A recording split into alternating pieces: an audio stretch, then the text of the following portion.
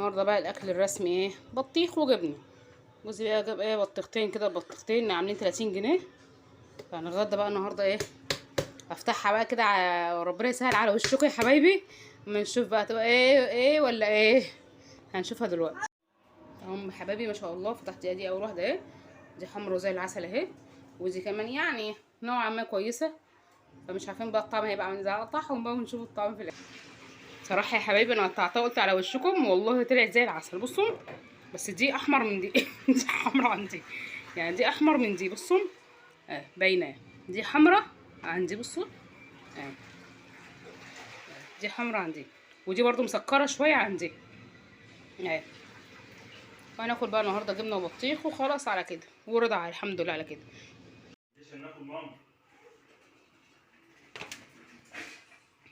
يلا عشان رجلي. اقعدي اهو، برجعي اقعدي اهو. تخيلي هنا. يلا اركني العجله يلا.